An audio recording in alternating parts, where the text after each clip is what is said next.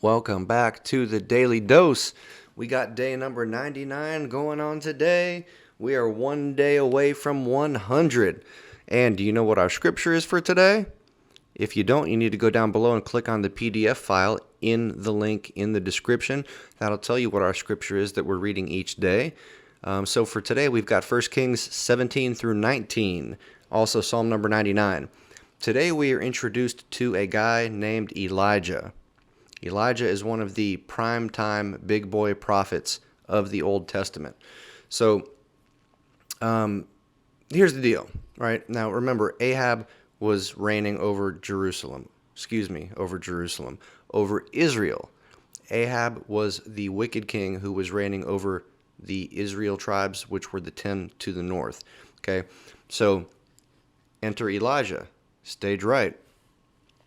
Elijah prophesies against Ahab, and he basically says, look, because of your wickedness and because of the anger of the Lord, it is not going to rain for about 3 years. There's going to be a drought.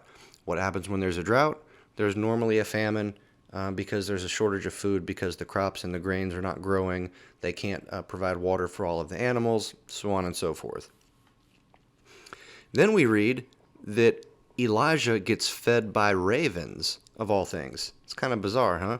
So basically, God tells Elijah, hey, you need to go off into the wilderness. You need to go up in the woods and just hang out there for a while. And ravens bring bread and meat. So ravens end up feeding Elijah. In the morning, they bring him bread and they bring him meat. And in the evening, they bring him bread and they bring him meat, which is kind of interesting, but that's how God chooses to provide for Elijah. And Elijah gets his water from a brook that's nearby. He drinks from this brook. So after we read that little tidbit about Elijah being fed by the ravens, we read about Elijah and the widow at Zarephath. Zarephath was a town, and so, as this drought goes on, the brook ends up drying up, the brook where Elijah had been getting his water from. So God pretty much tells him, look, you need to go relocate. God speaks to this widow that is in the town of Zarephath and says, hey, I've got this prophet that's going to be coming your way, and you need to take care of him. You need to feed him. So Elijah ends up making his way to this town, finds this widow, and he's like, hey, you're supposed to feed me. And the widow says, I don't have anything to feed you with. All I've got is a jar with a little bit of flour and a little bit of oil, and I don't have enough to feed you, bro. So we see a miracle happen here. Essentially, God provides for Elijah and the widow in such a way that her flour jar and her oil jar never run empty. Whenever she takes out oil and flour to bake some bread or some cakes or whatever it was that they made with that back then, whenever she would go back the next day to make more, there would be more in there. It was basically like a never-ending jar of flour and olive oil, almost like the manna, how God provided in the wilderness. So during the course of Elijah's stay with this widow, the widow's son dies, and we read that Elijah prays to God, and God brings this boy back to life. So we're seeing somebody being raised up from the dead, right? So again, this guy Elijah, very, very interesting character. We see him doing very similar things to the things that Jesus did. We see him multiplying food and multiplying oil. Jesus multiplied the wine, turned the water into wine. Jesus fed the many with just a small little couple loaves of bread and a couple fish. He was able to multiply that. We see the same type of thing happening in Elijah's time. So after we read about the widow's son being brought back to life, now we read about Elijah and this character named Obadiah. Okay, so God sends Elijah to appear before Ahab, and Obadiah was Ahab's palace administrator, basically, for lack of a better term. However, we know that Ahab was a very wicked, wicked man. This Obadiah guy was actually a righteous guy. He was a devout believer in the God of Israel. We also find out here that Jezebel, Ahab's equally wicked wife, she had been killing prophets. Apparently, she had been on some sort of a rampage, just going around killing any prophet that she could get her hands on. Well, Obadiah hid 100 prophets in 2 caves. So he divided these prophets up, probably 50 in one group, 50 in another, and he brought them to these caves to basically hide them out. And somehow Obadiah managed to provide food for them, to sustain them and keep them alive while they were hiding out. So Elijah ends up running into this Obadiah guy in the hills. And Obadiah is like, oh, wow, Elijah's here. What's really going on? So I guess Obadiah runs back and tells Ahab, hey, I just ran into Elijah, and Elijah's over there. You might want to go talk to him. So when Obadiah tells Ahab that, he's afraid that Ahab is going to kill him, right? Because this dude Ahab, he was wicked to begin with. He didn't like Elijah because of the prophecy that Elijah gave about, the drought and this, that, and the other. So, Obadiah's afraid, hey, if I go tell Ahab that Elijah has been found, maybe that'll spark some anger in Ahab, and he'll take his anger out initially on me before he moves on to try to take it out on Elijah. So now we come to an interesting story about Elijah on Mount Carmel. Okay, so Obadiah basically tells Ahab, and Ahab says, okay, I'll go meet Elijah. I'll go see what he's got to say. So Ahab goes out there to meet Elijah at Mount Carmel.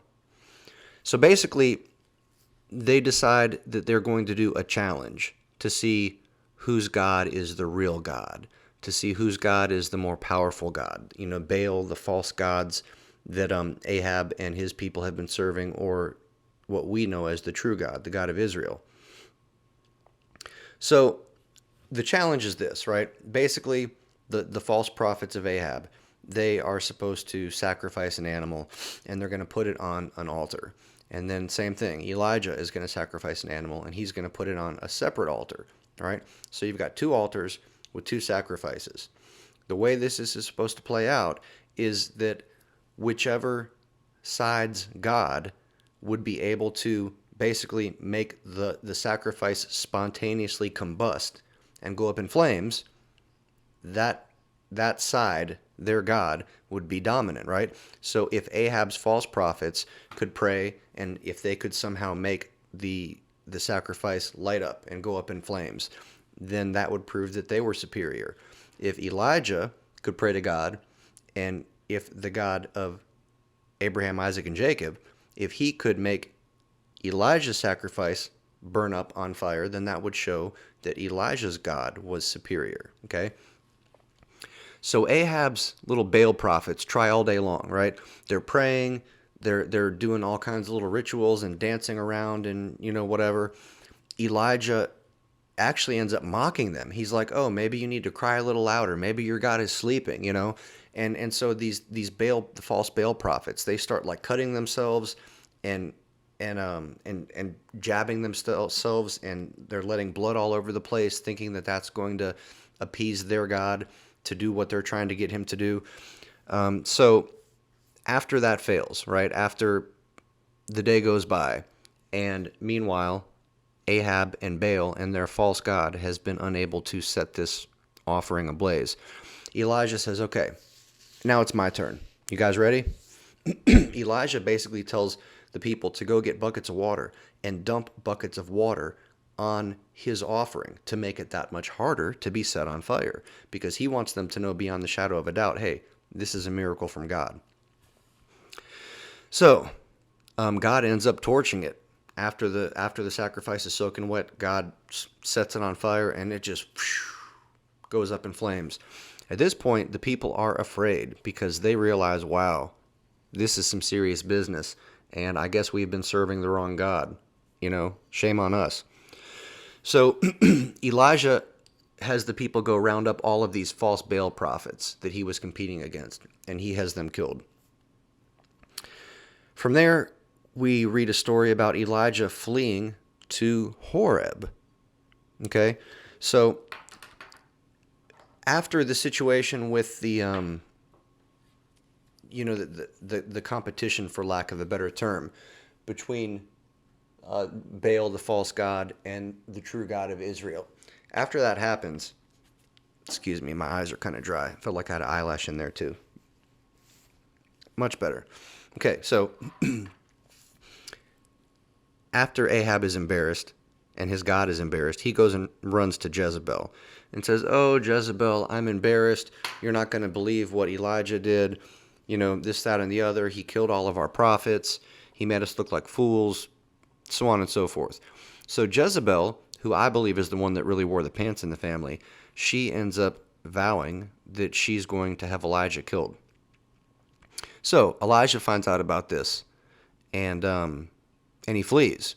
And then we read a little story about the angel of the Lord appearing to Elijah. He appears twice, and he encourages him to eat and gather his strength because there's a long journey coming up. And he takes a 40-day journey to Horeb. Elijah does. And then after that, the Lord appears to Elijah, and God tells him basically to anoint this person named Hazael over a town called Aram, and to anoint Jehu over Israel.